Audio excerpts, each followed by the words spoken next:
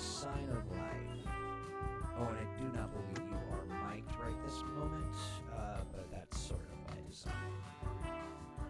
Okay. Or you may actually be. Hello, friends. Okay. Hello, pals. I see some people loading in. That's very nice to see. Very excited about that. This is the pregame show, of course, where Owen and I, we kind of, we do a little stand-up bit, a little comedy, a little dramedy. I think I'm probably going to sound nasty right now because it is my way. So if folks are listening, if you can hear, say hi. If you can see, I put together a beautiful slideshow of all of Stan's greatest hits, at least the ones that I had immediately at my fingertips. They are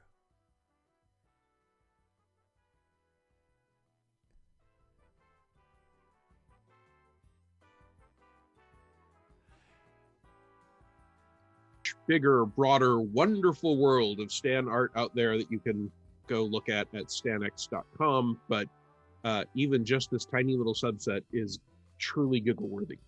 100%. You know, I'm looking at this and I am reminded that nothing else really matters. Okay, and we also have some Hey Owen stat this is snuck in there, which is good for ThursdAGE, but it's not technically Stan art. Oh, that's true. That is true. I might have snuck one in there. I'm gonna have to get myself. Okay, yeah, we're gonna. How about this? Why don't we do this? Why don't we do this, and we will get things set up here real quickly. I know that it probably sounds pretty echoey for a second, but we will fix that. One of the many exciting aspects of ThursdAGE is, the setup. And my thing is, we just really like to be transparent. Thank you, Duke. You know what Duke said? Duke Igthorn, which is a phenomenal name, said, I can hear you and you sound beautiful, is what he said. No, really, it is. No lies. Oh, well, that goes without saying. But I have a hard time believing that Nicole would say anything but, you sound beautiful. And if not, then that's somebody pretending to be Nicole. Here we go. Say hi, Owen. I want to make sure everyone can hear you.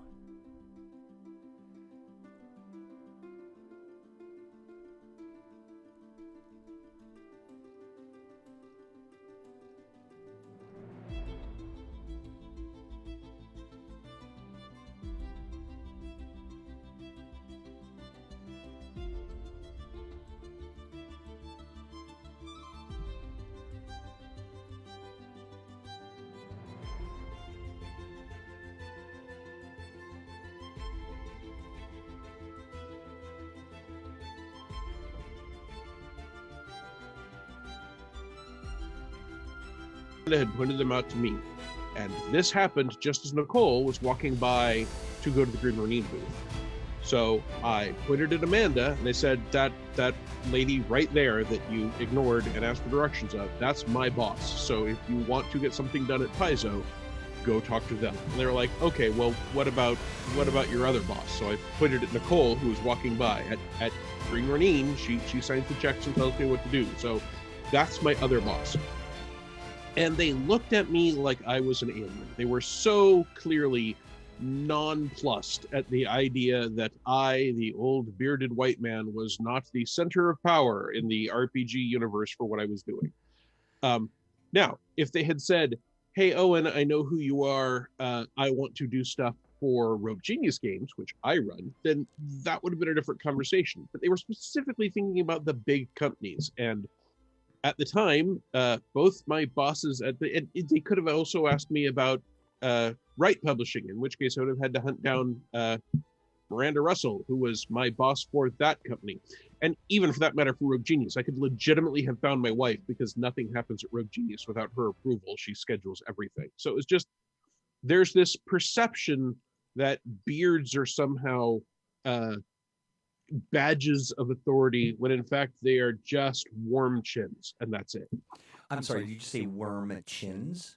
Warm chins. Warm chins. Got you. I'm aware that I probably sound a little echoey, but we'll work on that here in just a moment. You know what's so weird? I have a company that's named Genius Rogue. Well, so Rogue Genius Games grew out of the fact that I was part of a company called Super Genius Games. And at the time, I thought it was extremely clever of me to still have my company end in Genius Games so that people would know, oh, he used to be part of Super Genius Games, now he runs Rogue Genius Games. In retrospect, that was not super clever of me. It created vast confusion. And there is, in fact, also in the RPG industry, just a Rogue Games.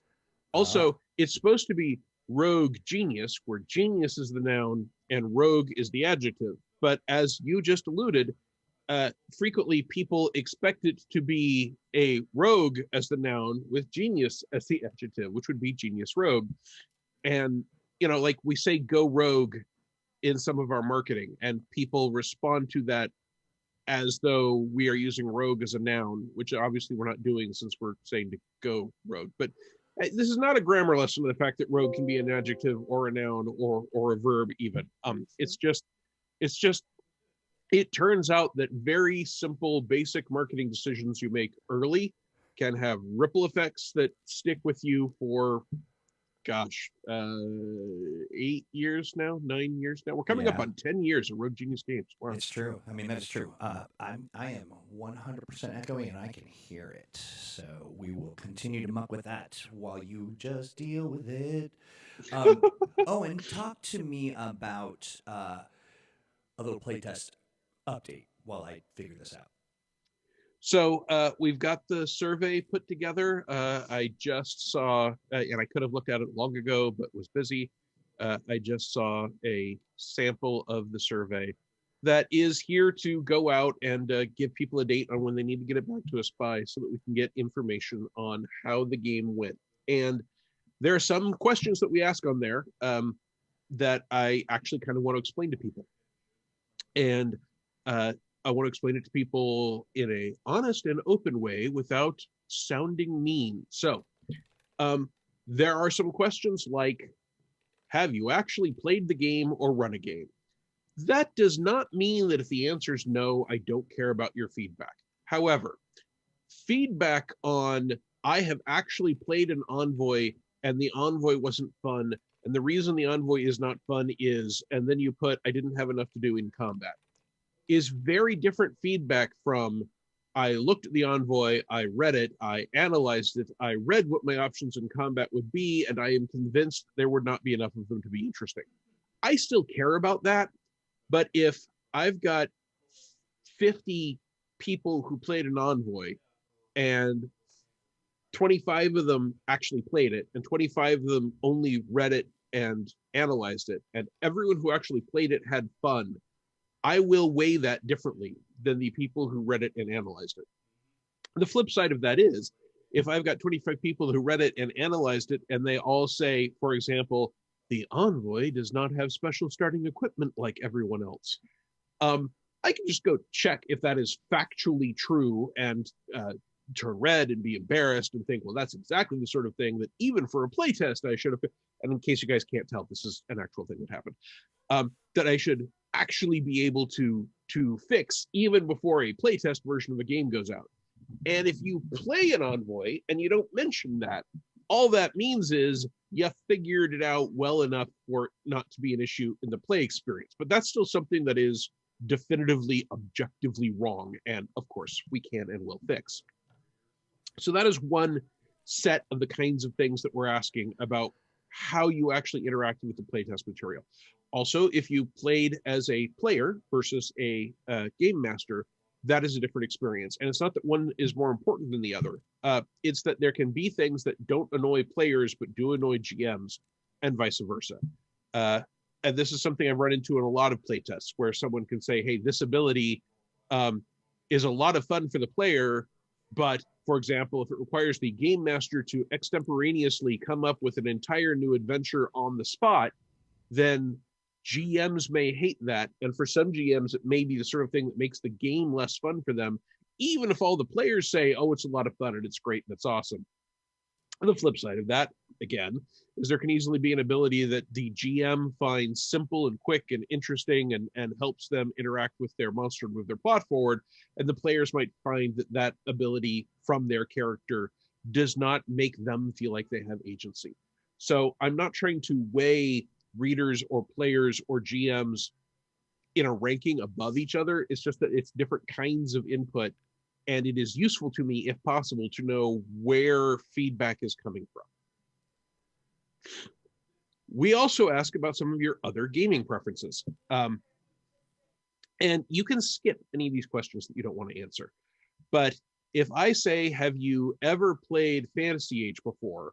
And you say, yeah, or any age game, and you say yes, and then you indicate that you hate a number of changes, and someone else comes along and they've never played an age game before, and they love everything, and they list that their favorite RPG is something that we very much consider to be outside of the market we're going for, then I am at risk of alienating current players of our game to do something that people who have already chosen a different game prefer as their play style.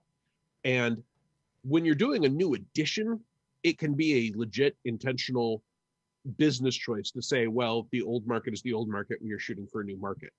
But when we are just trying to produce a new rule book in the same line, I very much do not want to make a change that causes fans of the existing game to say, well, now I hate it. And it's a risk, and it's always a risk. And no matter what I do, someone will hate a change, someone will love a change. But it's just one of the reasons why that feedback, it's useful for if someone says, oh, there aren't nearly enough specializations, even with the increase in specializations, and that person is used to playing 40K. We'll just say they're a 40K wargame player, because I can't imagine someone thinking that Fantasy Age should play like 40K. And they felt like there was not nearly enough special abilities, because what they want is to play a Marine in full battle armor that has psychic powers and destroys for the Emperor. And someone else comes along and their favorite game, other than Fantasy Age, is maybe basic D&D or Zweihander or, Warhammer rather than Warhammer 40K. I can then weigh these and say which of these things is closer to the play experience we're going for, with a few exceptions that I do not wish to commit to video where people can look it up and gotcha that I said it forever. I think mostly there aren't bad games. There obviously are bad games, but mostly I think what there are games that shoot for specific play experiences, or whether they meant to or not deliver specific play experiences. So having some idea of what games you like and what games you dislike in a specific category, tabletop role-playing games, helps me zero in on what that feedback means for the experience we're delivering. Sure. How is this? Okay. It's a little weird, isn't it? Just a little. You sound different to me. I don't know if you sound better. I don't think I do. Think so, but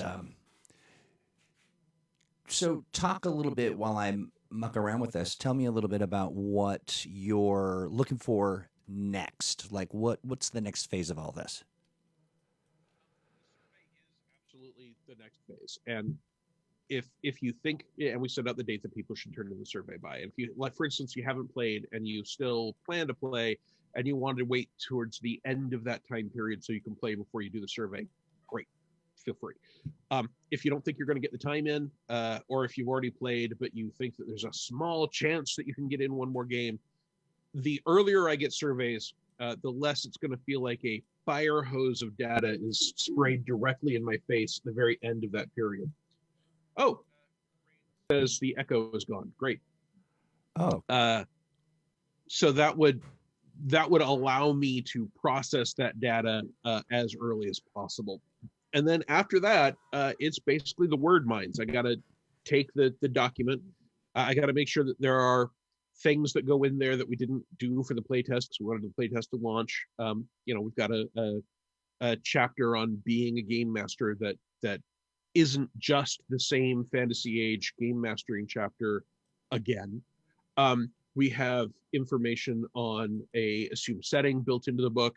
Those are the sort of things that we didn't bother to playtest because we need time to be working on stuff while the playtest is going on. So it's not that we don't value your feedback on it, it's just that it was less important and more important that we have time for you to play the game with the actual crunchy bits. So I got to compile the whole book, and then I take the feedback and I start going through it and I rate it and I analyze it and I probably even discuss it with other people in the company smarter than me.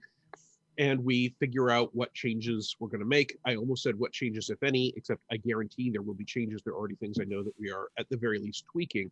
Although I got to say, the general response to the core of what we've done has been very, very positive, and that's always really encouraging. I have been part of games, big games from big companies sometimes, where we are convinced we've made a great change, and we put it together and we put it in front of playtesters. I remember one playtester for a different game several years ago gave the feedback that this specific rule system was incomprehensible, made them feel dumb, and if that had been their first experience with the game, they would never pick up anything with that game name on it ever again.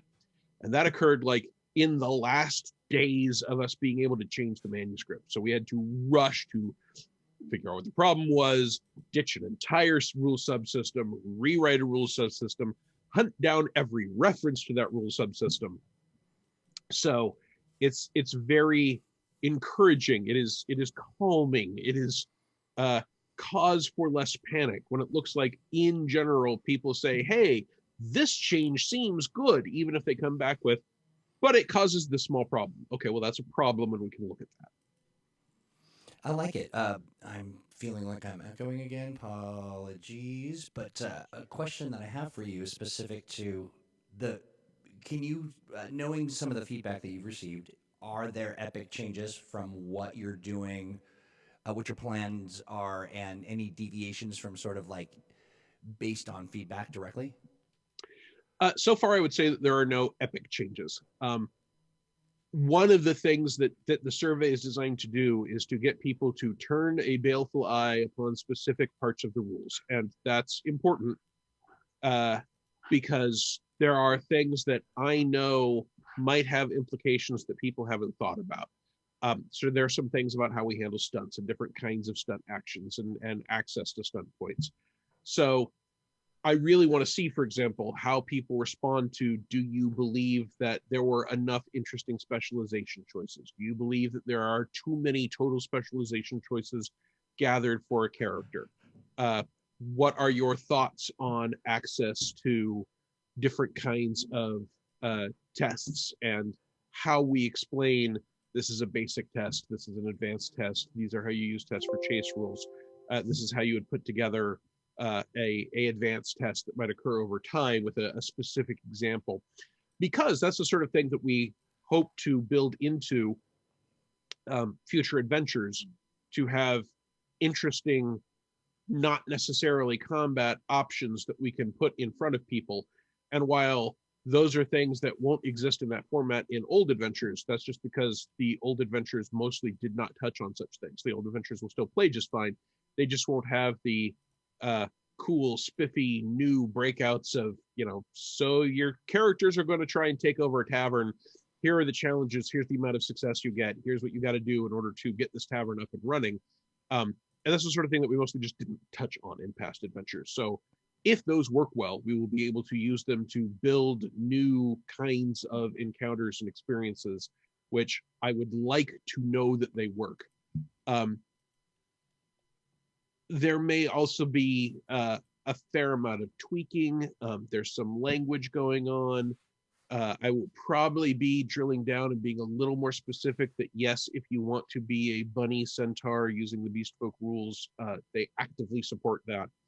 Just because one of the things that experienced gamers often ask is, hey, do we really need to give people permission to say that?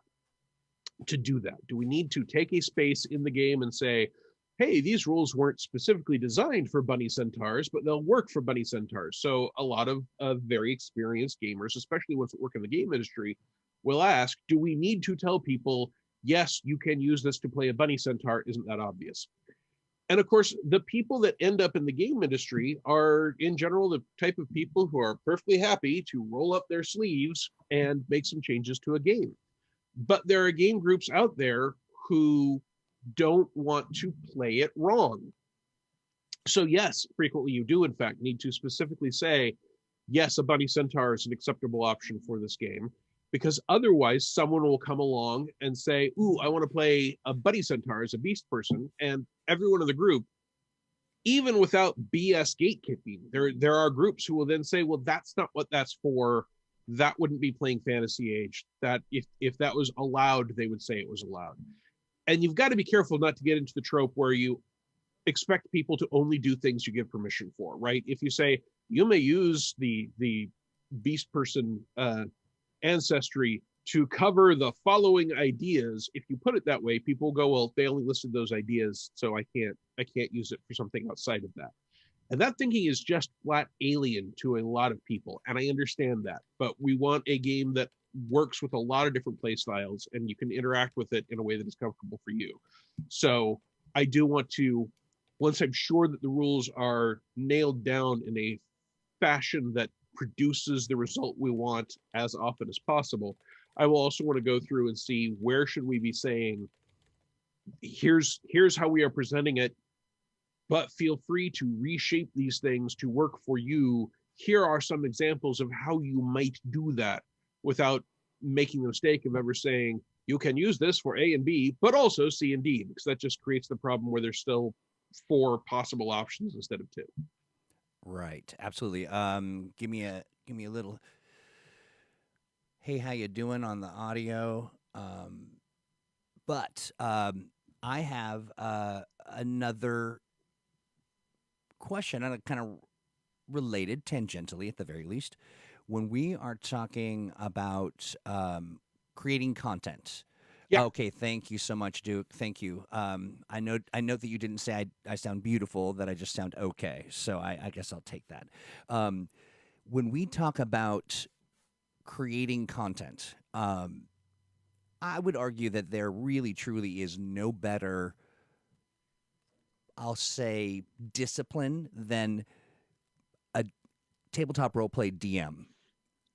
It is remarkable. Like, they are just masterful storytellers. They are people who get it, and the dream. Every DM dreams of creating content, and especially around their favorite, we'll say IP, or their favorite line, or their favorite sort of adventure series. We actually facilitate some of that with our friends, in conjunction with our friends at DriveThruRPG. But I wanted to talk today about the Age Creators Alliance and what. Oh, Duke, I bet you say that to all the Troys. Duke, just for those who are listening, said, I'm so sorry. You sound and are magnificent. I will accept that. But yeah, so can you speak to sort of the origins of the program, or just at least the very least that move to try to incorporate more opportunities for people who aren't publishers to publish? So I'm going to push back on you a little bit, and then I'm going to do what you asked me to. Not every GM's dream is to create material at all, right? There are absolutely GMs that want to have what they need put in front of them because they've got to get to work and take care of the kids and walk the dog and mow the lawn and grout out their tile and buy masks and socially distance, and they just do not have time to be creating stuff. And they can still be great storytellers, just it's like being the director of a play instead of being the writer of a play, right? There are people that want to have what they need put in front of them, and then they will be the facilitator between the players and the written word, and that's great. And I never want to give the impression that if you don't want to create stuff, you should not be a game master for Fantasy Age, because that's not what we're saying at all. However, that was the pushback. Now they do what you told me to. There are absolutely people who get super excited, who draw out a map and they've got an idea for a tavern, and they've created a whole political system, and they've got a series of adventures where the previous rulers were all bitten by were-rats, and now the court system has to occur in the sewer, and so they've made the nicest sewer in all of the 14 lands, because literally the kingdom is run from the sewers because they're were-rats, and et cetera, et cetera. And they're super excited about that, and they want to present it. And that's great. So we still need to have a way. It's twofold. We want to give you resources to help you do that, and we still want to be the publisher of Fantasy Age and have a say in what is produced and how it is taken in, and have it put in one place so we can look at it and have authority over it, because that is our brand. That is our bread and butter. A lot of this is about not wanting to come and put ground liver in the Kool-Aid, right? Ugh. There's this one big pool of Kool-Aid, and as long as it's Kool-Aid, that's fine. And if you all decide, hey, we want a little orange in the Kool-Aid, and we want some apple juice in the Kool-Aid, and we're going to put little flowers floating on the Kool-Aid, that's great. And then if someone comes around with a cup of ground liver and they dump that in the Kool-Aid, you can spoil the entire gallon of Kool-Aid. That's true. A question for you real quick on Yeah. that. Is it like a pool that's sitting outside? Like, is it an outside sort of puddle of Kool-Aid that just sort of got there some way? Or If you go look on the internet, there's a guy that makes the world's largest swimming pool of Jell-O, and I sure. just presume that he also does that with Kool-Aid. I bet he that's my does. assumption. Thank you for the clarity. Yeah, absolutely. So these are the sorts of things that game companies have to worry about, above and beyond just being game creators and gamers. So the Age Creators Alliance is designed to create that venue where we can give you some freedom to produce stuff, and we can give you some help to produce it easily. And at the same time, we can make sure that there aren't a bunch of people who suddenly decide that they want to add ground liver to all of our beautiful fruity drinks. And there's going to be a lot of synergy involved in this, right? So one of the things that can happen is there are a lot of people that want to produce adventures. There are a lot of people, especially those GMs who are grounding their tile that I mentioned earlier, that don't have a lot of free time, who would like to see more adventures. And there are probably people who want to see more total adventures than we at Green Ronin have time to produce. Now, I really am committed to more adventure support for Fantasy Age from the company. So I'm not saying that we are offloading our responsibility to entertain you. But if there are people out there who would very much like to produce fun adventures and use our templates and our logos and our fonts to do it, this program is a way where we can give them those assets, and when they produce that stuff, people who come to buy it know this is material that was produced specifically for Fantasy Age. This is material that has had that advantage of that starting asset set, and they can buy those adventures, and they can then give feedback directly to the creators. And if someone starts creating a series of adventures that's extremely popular, Green Ronin is only, we're keeping one finger in that pie, but we're not having to bake the whole thing. So the fans can tell the content creators, I really like this adventure, and that adventure can do well, and it can be popular, and it can send money back to the creator, who can then decide whether he wants to invest some of that money in making more adventures. And hopefully we will get a cycle where the market will bring the best stuff to the top itself. And I put the itself in quotes because, again, there are rules and restrictions and abilities, but the hope is that we will be able to have people making stuff that works with our game that other fans of our game will enjoy. And these are essentially licensed products. I've worked on a ton of licensed products over the years, right? And one of the things that a licensed product is doing is it's saying, okay, rather than having to do everything from scratch, you get to play in our sandbox, and you pay us a little something for getting to play in that sandbox. And it can be very, very complicated. When I was working on the Star Wars role-playing game for Wizards of the Coast as a freelancer, frequently the contract regarding Star Wars IP that I had to sign from Lucasfilm was longer than the contract for actually doing the work I had to sign for Wizards of the Coast. Notorious. They sent me both. Yeah.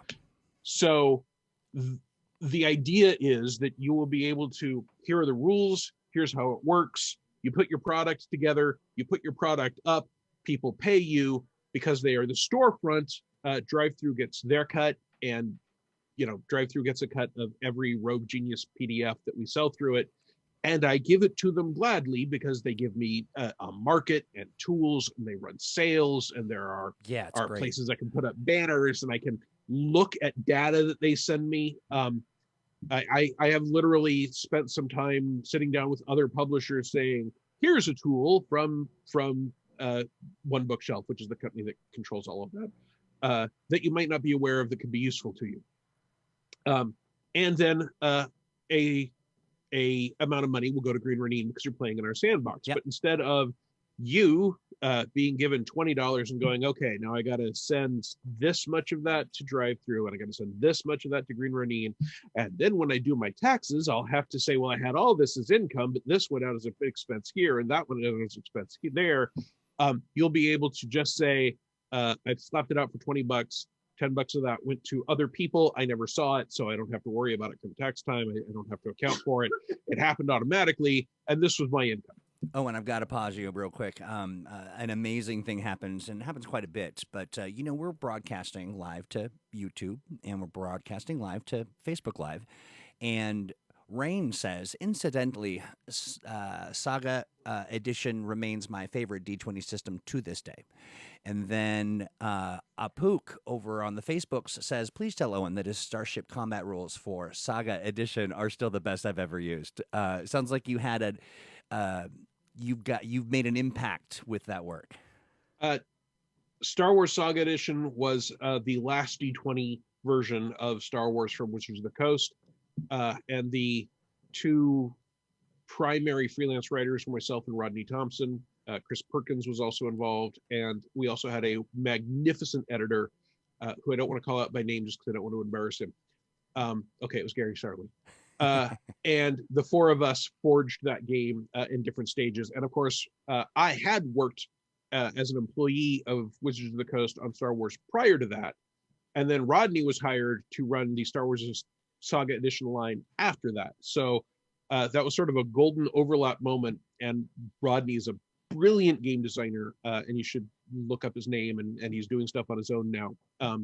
But a lot of people like Saga Edition. I like Saga Edition, and it was a really good experience for me overall in game design. And for a long time, that was the favorite RPG I had worked on, and I'm still very, very fond of it. So I'm glad that people enjoy it. I learned a lot about it, and I've had people say, hey, I noticed that there's a noble class in Star Wars Saga Edition, and there's a social class in Starfinder, and now you tell me there's going to be a social interaction class in the New Fantasy Age core rulebook. Interestingly, I did not pitch any of those. Someone else always suggested, hey, let's do this. But I was delighted to work on them, and I think it's a great way for a class-based game system to have some of the fun things that work into good adventure fiction without depending on and demanding that players always come up with the witty quip, right? We don't insist that you be a swordsman to play a sword fighter. We don't insist you be able to shoot a bow to play an archer. You certainly don't have to speak Latin backwards in order to be a wizard. So by that same token, we want to give you tools that some of the game mechanical effects and opportunities are in place for these social interaction classes without you necessarily having to constantly think of, here's the cutting remark that is going to embarrass this person so much that they give up. That doesn't mean that you can't give the witty remark. I find that when we give people this class and they have the opportunity, they frequently rise to the occasion. But those built-in opportunities, I find, lead to more complex, more interesting role-playing and role-playing game sessions. Also, encounters where people talk to each other seem to happen more in games that have characters that are good at talking to people. I gotcha. So let's say you're at the table and you're playing one of these social classes, and what you say is not funny. Can you try just over and over until it is? All right, I'm gonna tell a story. You've invoked story mode. I had a game where one of the people was playing a bold Viking warrior woman. And the character was great, the player was great. We were coming up on a moment where we were all going to be, trying to stop Ragnarok. Our characters are gathering, and the person playing that warrior woman just wasn't feeling it that night. And so that player ended up saying she'll stand up and give a bold Asgardian speech.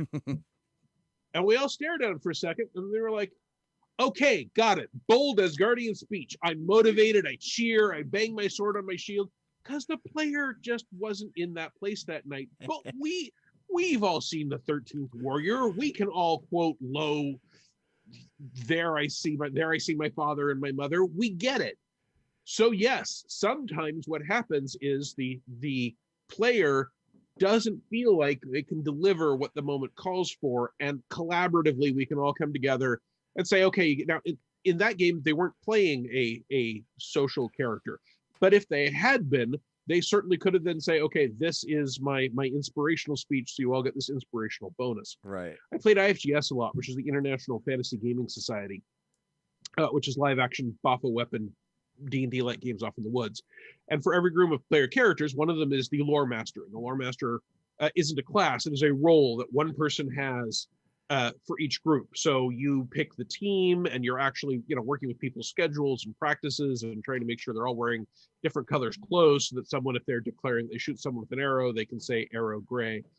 And one of the things that the lore master gets is lore master inspire, which gives you a better ability to resist enemy spells. And you can only use it once per game. And frequently, people just yell, "Lore Master Inspire!" But we all know what that means, and it only works once. And I have yet to ever have been on a team, I played this game for well over a decade, where someone yells Lore Master Inspire, where all the other players don't go, yeah! Because we are inspired by the fact that this game mechanical effect has occurred. Some people give the bold Asgardian speech and do a great job of it. But even if they don't, we know that's the moment, and it lets us know that this is that story beat, this is that game mechanical effect, and we are actually cheered up and inspired by the fact that we are more resilient to these effects at that moment. And I'm cheered up and inspired because we've been doing this program long enough that folks like Rain, it's like they know us well. Rain says, Troy, this sounds like a cry for help. Do you need anything? Just some time and to practice these jokes on you, Rain. So let's schedule a Zoom meeting, and I will just work on my tight 5, and I'll repeat it 12 or 13 times. It will be joyful. So here's the deal. You've been hearing sort of the philosophical, mechanical, and some of the reasoning behind the Age Creators Alliance. It has, and I'll be the first to admit, it has been a hot minute, maybe a hot minutes, to the degree that I don't even know that I want to try to count them. But it is time. This, as you hear this, as you see this, as you understand what it is that we're saying, the time is now for the Age Creators Alliance to blossom, to bloom, to be let free into the world, because it is a thing that we love, and we do expect that you would come back, or, as the classic adage says, you hunt them down and you bring them back, like, isn't that the way? You love something, let it go, and then if it doesn't come back, chase it, bring it back. No, maybe not. That's the cat theory, yeah. That is quite literally what I was describing. I was thinking of my cat. So here's the deal. We have some people that are already engaged in the process. Let me tell you this. We have uploaded all of the stuff, all of the assets and things that we require for the program have been uploaded, and they're ready to go in a sort of behind-the-scenes way. We've set it all up, and now we need to reconnect with folks who are creating this content, especially in the context of the playtest, which was a really important benchmark for us to see. And it's funny, someone was saying, well, are we worried that it's going to change the rules so much that that we'll have to redo things? And my response was, it's actually, there's new facets that change or could change if you're so inclined. But Owen, you really worked, I think, to do no harm, right? Yeah. Yeah, the core rule book is designed. You can take your basic rule book, move it to the end of your bookshelf, put the core rule book in, and everything else is still supposed to work. That said, we are introducing things that could be extremely useful tools for people creating this content. So that if what you want is to put together, here are a series of advanced tests for these social situations, and this is the format that those appear in. If you had written an adventure without those things, with using the basic rulebook, people can still play them just fine. Yeah. But you would not be able to say, okay, this is supposed to be the head of the Stab People in the Eye Guild. It's a very specific guild. Yeah. And the head of the Stab People in the Eye Guild has one special rogue stunt and one special envoy stunt because he's a guy that mixes it up between talking to people nicely and stabbing them in the eye. And those tools will let you do things that you couldn't do with the basic rulebook. That's the whole point of having a new core rulebook to slot in there. So it is our plan that nothing has to be scrapped, but we also wanted the people that were working on this and are excited and have the tools. We wanted to be able to tell them super early, right? Like at the very beginning of the playtest process, here's what we're looking at doing. And then if we did decide, oh, we're going to have to scrap the envoy entirely and replace him with the brewer, we're now going to have a brewer class. This is not happening. But if we decided that, we'd be able to tell them even after the playtest, before the core rulebook, we'd be able to say, hey, here's a major change that you ought to be aware of. And one of the reasons that we've handled it this way, and one of the reasons this has delayed the whole process, is related to what happens to people making licensed content when game edition changes. Yeah. And if you want to have an interesting conversation with anyone who was publishing during the D20 boom, look up what the first product they announced after D&D 3.5 was announced, but before it was out. Ask them about the sales of that product. Hey, on this date, they announced there's going to be a new version of the games, and you put out something for the old version of the games. How'd that go? Buy them a drink, buy them two.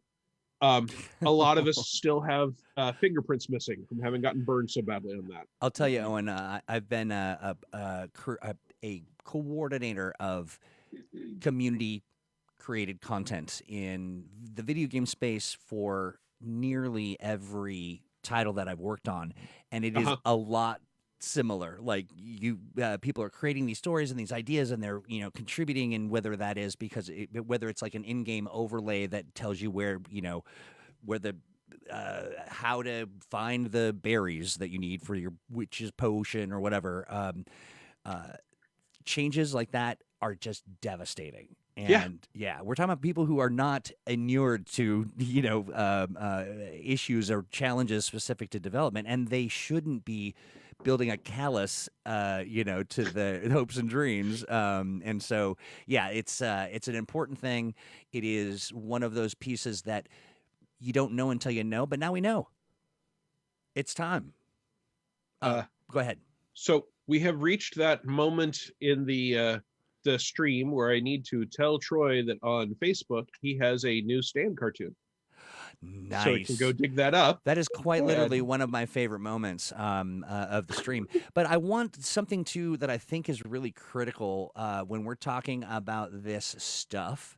It is we're not just talking adventures, right? I mean, we're talking first. A quick clarification: we're talking fantasy age, modern age.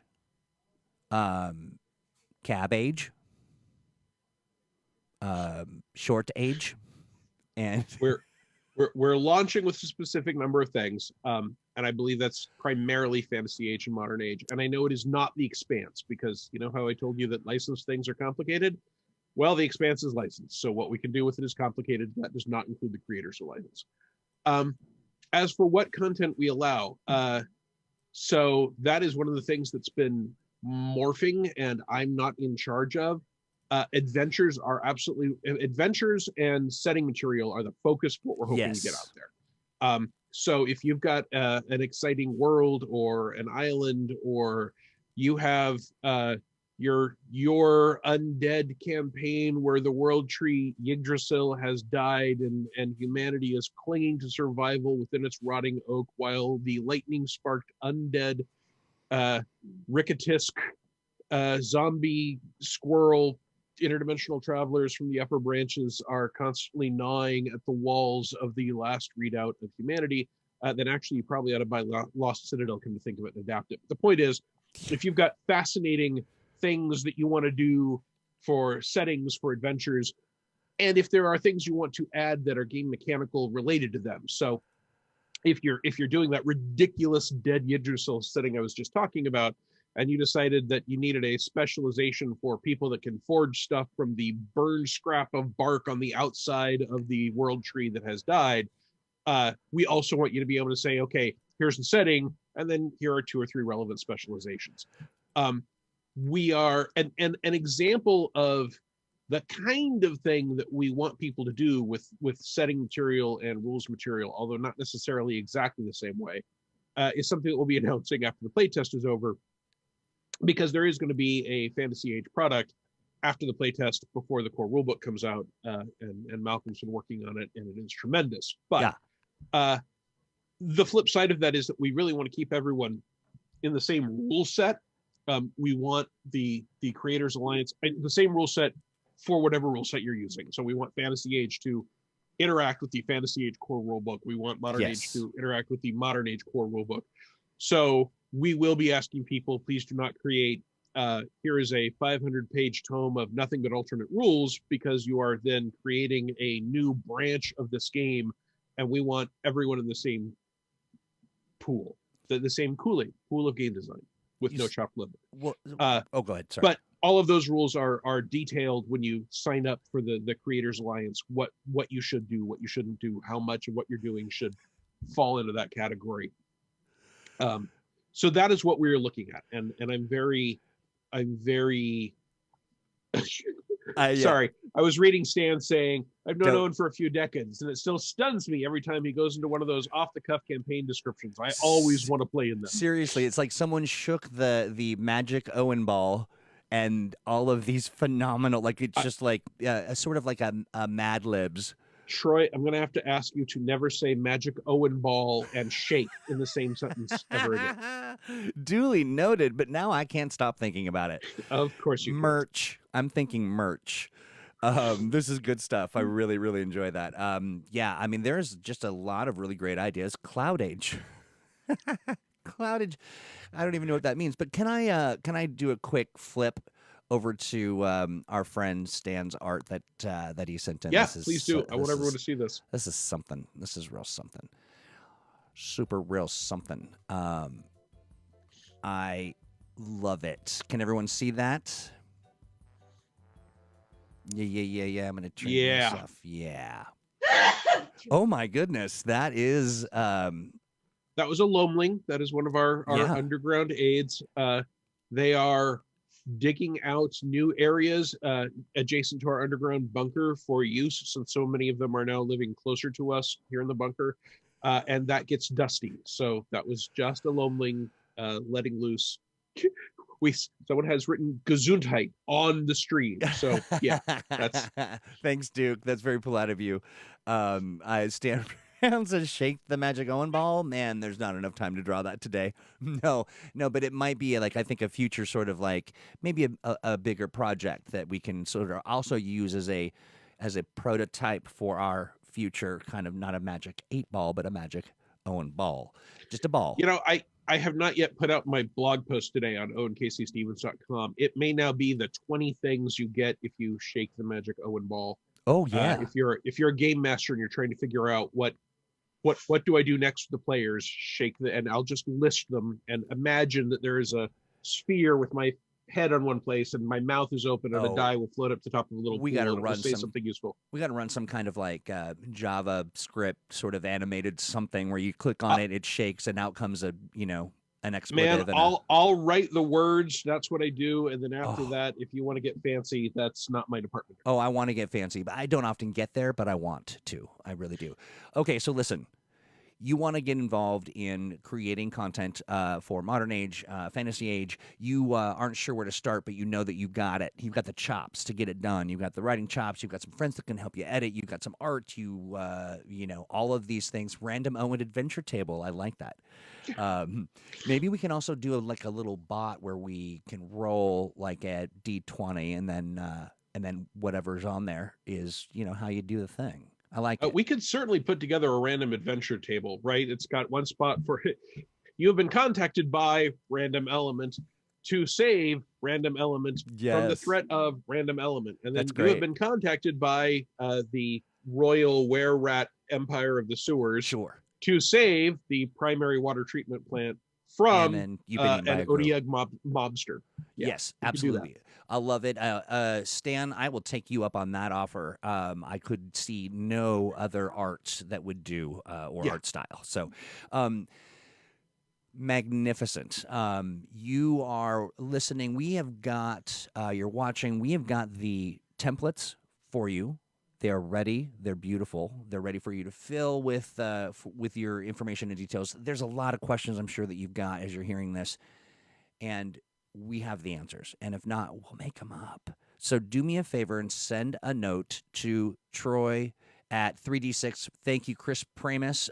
That's true. It'll be 3D6. I like that. It may be like one is like a adjective, one is like a, you know, we'll figure that out. But send a note to letsplay at greenronin.com, and we will plug you into the program. But you got to hurry. You got to get in there. I mean, like it's always open once we open it. But this is an opportunity for you to get in on the ground floor, all the excitement that will be generated from the opening of the doors. And sometime in the very near future, we're going to have some friends from Drive-Thru RPG on, and we will talk a bit about what that process looks like and what you can anticipate, some of the mechanical pieces of that, and then just plus we have Owen and I have we are fans of the folks over there. They're wonderful. And let's see, drop the link in the chat, the link to My Heart. Nicholas, you've had that. You had that at hello. Let's see. Rain says, spring is coming. Vaccines are available. And now I can get into the Creators Alliance. What a time to be alive. You know what? I'm happy to be lumped in with all of those good things. And primarily, we know folks have been waiting. We hear you. We thank you for, not fading away. It's only late until it's out. But if it's bad forever. That well said, sir. Well said. So I want to. I learned that from Chris Pramus, so this is proof to him that I'm listening. See what you're doing, buttering up the big boss. I like it. I like it. One of the things that we have yet to do. I mean, we it's been a hot minute for this as well, and I feel like it's time to do it. I think we've been waiting too long, and I'll tell you, the emails that I get demanding this particular feature be featured on the program, and I disappoint because we're always so busy. But Wise Owen quote tables. I think we've got a whole product line here. I really do. Like I think we just have maybe we have like a little like an Owen doll you can squeeze, and then it's like don't be a jerk. That kind of, that's really not your voice, but I'm happy to do VO work for that. But I want everyone to participate in this. We're going to play a game that I like to call, Hey Owen, Stat This. And here we are. Boy, that's going to be loud, I bet. Some frantic music. We'll wait till Owen can put his eyes upon. Oh, wow. This beautiful thing. Oh, and plushies people say yes. Do me a favor, everyone. Make sure you can tell me if you can hear everybody, including Owen. Let me look through my pile of books here. So you're going to do some research. So for those of so you here's the thing. Yeah. Anytime it's here, Owen stat this, right? I could stat that from scratch, right? I could easily say, hey, I am a fan of the old concept of the organic sphere with a bunch of eye stalks that shoots rays at you that I do not mention by name for legal purposes. And I could look at this and say, all right, In fact, now that I've said that, I'm almost certainly doing that. I like that. I'm going to determine that this is a cloud of eyes, right? It's a spectral haze, and the spectral haze is what happens when you kill a whole bunch of spellcasters who were all trying to do some big ritual, and one eye of each survives because the other one got stabbed by the stab in the eye guild. And then you just need a base creature, and you pick just about any base creature, right? You could do this from scratch, but it's not necessary. So I am going to decide that we are going to use the ghoul as our base creature, and I think I've done that before, but it is such a useful base. So I just take the ghoul, which has, right, cannibalistic regeneration and a frenzy and scent of death, and that's all appropriate for our undead critter. And it is specifically a moderate threat, so you could pick the great thing about picking a base creature for statting things up is if you wanted a lesser threat, you could pick a lesser threat. If you wanted a more major threat, you could do that as well. This is just for the base. I got to read a couple of these real fast. Gerardo over on YouTube says bloody beclouder. Nicholas Morrow says cloudy eye, glaucomus, and strata-gazer. Okay, I kind of like cloudy eye and glaucomus. Glaucomus is I'm sticking solid. with spectral haze till I'm convinced otherwise. All right. But just because I'm making the point, Spectral let's gaze, say instead, says Jonesy. let's say instead of a moderate threat, you decided you needed a major threat. So we've got the Thrall Vampire, which is a major threat on page 117. So we can take that. It's got favored stunts. I could change those or ignore them entirely. Certainly, it would probably be more difficult to push around because it's a giant cloud of haze. So one of the things you can do is say, look at, okay, there's a skirmish stunt that allows you to move things. And we can just say it's immune to the skirmish stunt because it's a big cloud. Or we could say it's immune to the skirmish stunt unless you spend 2 extra stunt points because maybe the warrior runs up with his shield and waves it real hard. Our Thrall Vampire base has, again, a number of undead relevant abilities, right? It's got dark vision. It's hard to kill.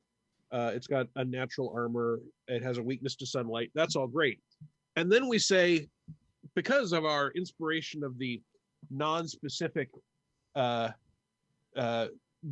beclouder, as has been mentioned, each of those eyes is capable of casting a different spell. Oh, now, let's see. brutal. 1, 2, 3, 4, 5, 6, 7, 8, 9, 10, 11, 12, 13, 14. There are 15 eyes on that thing.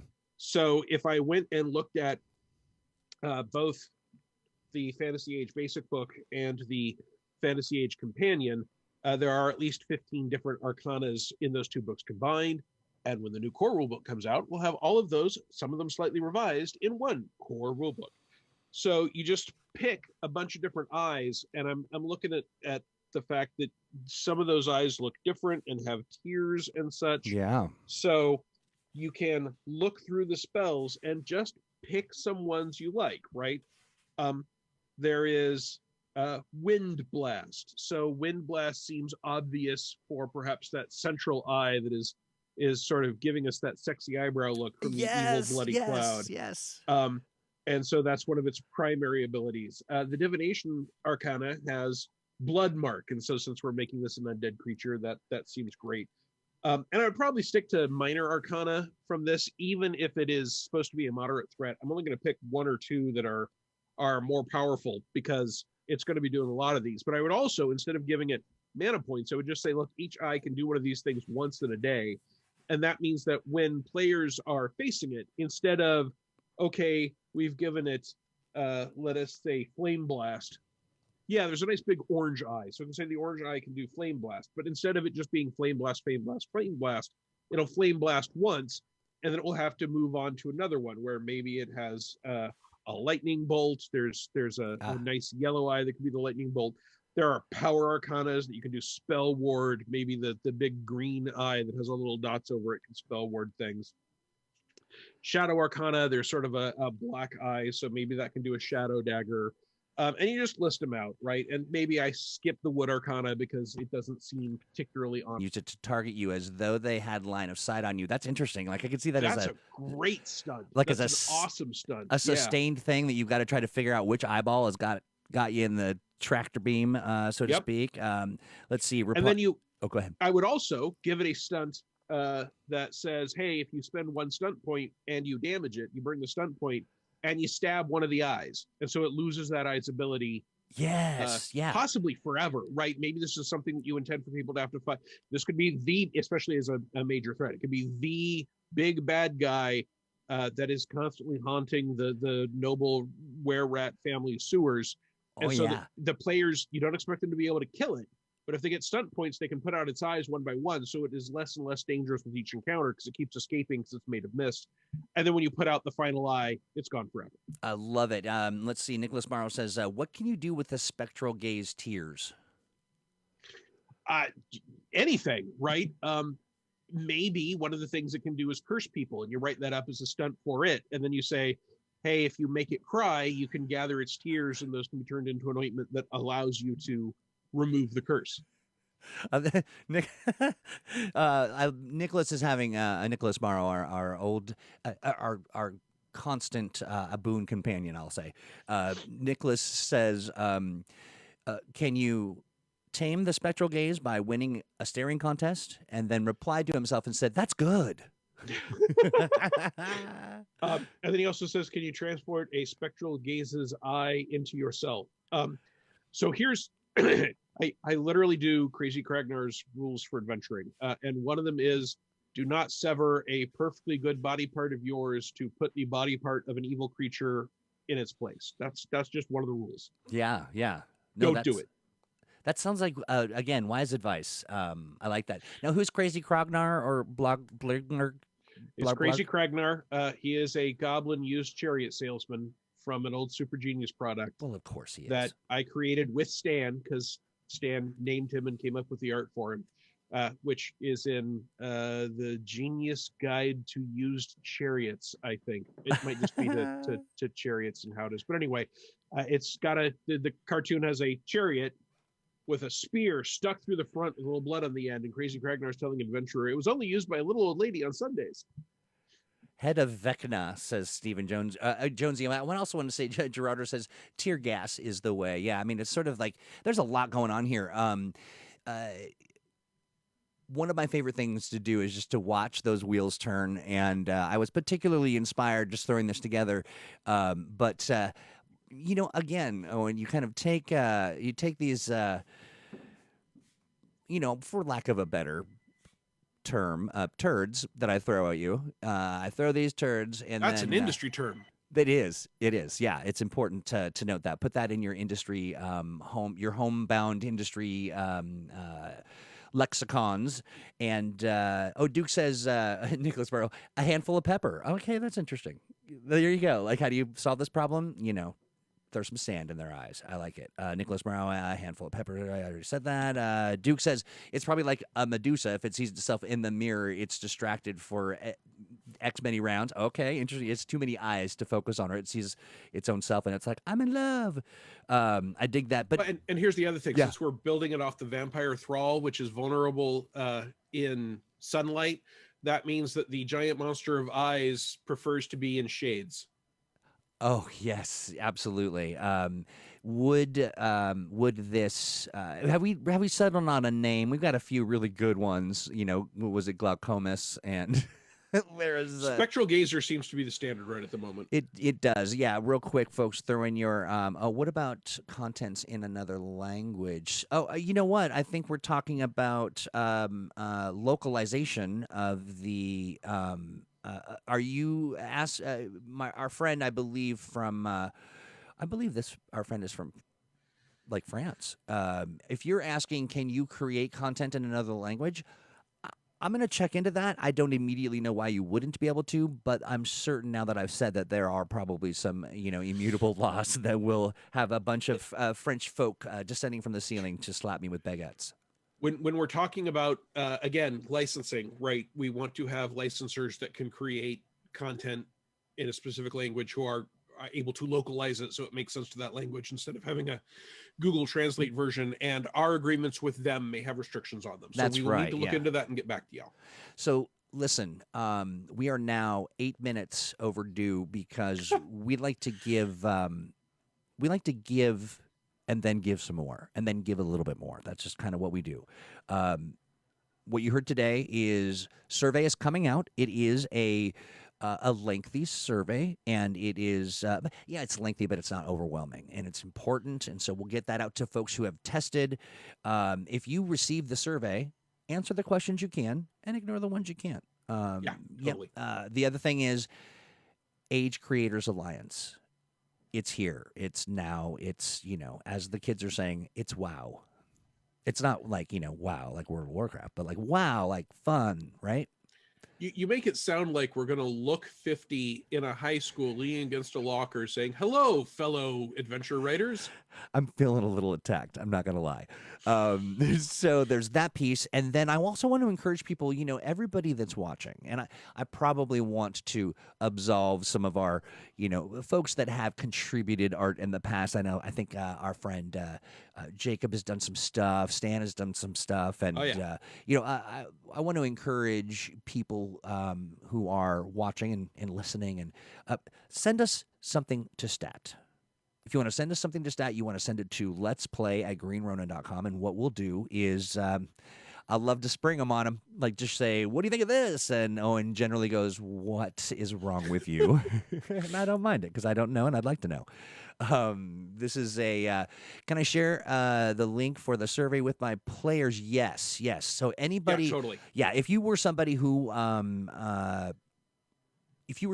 ran a session and you've got people who participated, absolutely share it with them.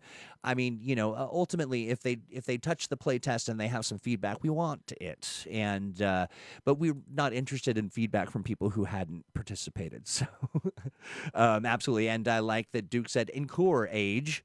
That's a good one. I love it. A game about good feels. I feel like that's sort of like that's the game we play every Thursday. On ThursdAGE with Owen Casey Stevens. You know what's happening on the 1st? That's our next program. I mean, in almost anything we say now, people won't believe us. This is so true, and also kind of the way I live my life. I just like to keep things off balance a bit. I'm compelled. We are going to be opening up NorwestCon. You and I are. Owen, we've hit the big time. We're superstars. And since it's on April 1st, I can carefully tell people that entire episode will just be Troy pretending to be me with a simple stick figure. And he's laughing because we've actually discussed this. So there'll be a stick figure Owen that he'll be able to switch to. Maybe wearing a mask so that you can't tell the lips aren't moving, and it'll be like so great. I'll just have like and a then Owen he'll give beard himself credit for flapping me because he will flap himself. I will flap. Because he does not believe he is unflappable. No, I'm flapped. I think I come to the party flapped, and that's just my thing. You, sir, you remain unflappable.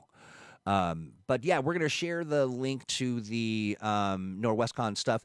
The NorwestCon people are so awesome. Like, we sat and we looked at sort of their digital convention and the stuff that they're working on. And I think that in our write-up, I even said, like, I thought it was clever. I will at least read it because I think that it is something that I, at the very least, would like to celebrate and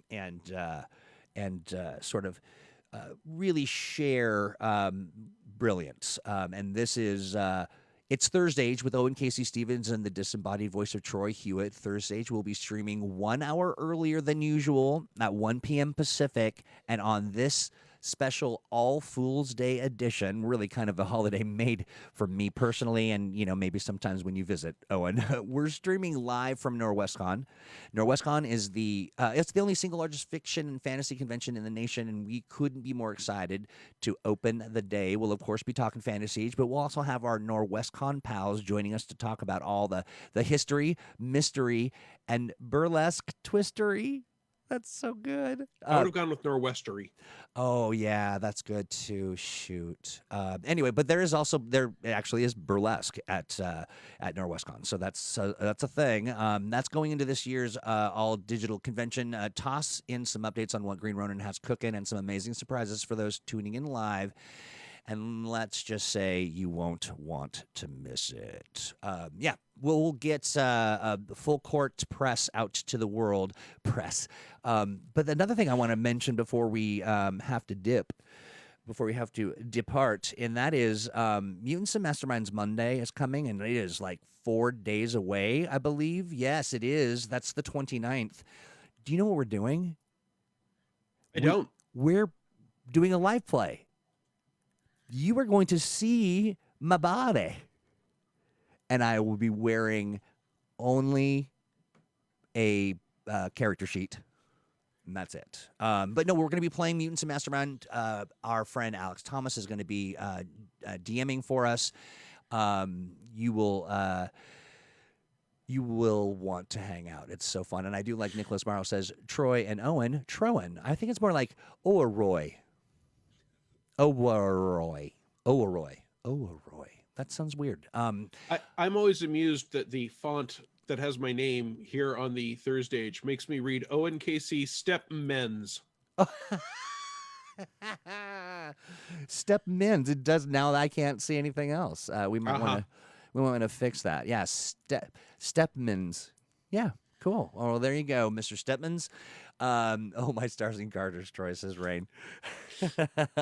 Hey, listen, we have a lot of fun. We compact a lot of information within an hour, but really, honestly, it's just all about hanging out, having some fun, and listening and sharing.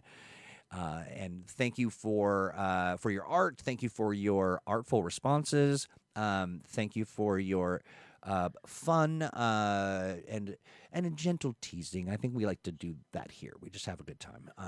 Any questions, any compliments, any ideas, anything you'd like to have Owen stat, send a note. Let's play at greenronin.com, and then we'll send information. Keep your eye on Facebook. Keep your eye on the YouTubes, all that stuff. And then do me a favor. Here's your mission. Get to our YouTube channel. Like everything, just everything that you see, just shower the place with likes, hearts, whatever it is. A nice comment, subscribe, share it with your friends. You know what I would do if I were you? I would put together a little family email and just send it to them. Like, just send it to all the people that you know on your contact lists. Like somebody calls, like a telemarketer. Telemarket them. Like, say, hey, do you know about ThursdAGE with Owen Casey Stevens? And I think that will prepare us well for our next adventure on the April 1st. And as you do these things, share with us what you've done. Maybe sign, like, you could wear a sign like a sandwich board, or like a barrel with something written on it. I mean, there's so many different ways you can do it. Just do it all the ways. I definitely appreciate it. I know Owen does too. Nicole's like, Troy. Owen, thank you so much for another phenomenal ThursdAGE. And we will see you all April 1st. Bye-bye, everyone.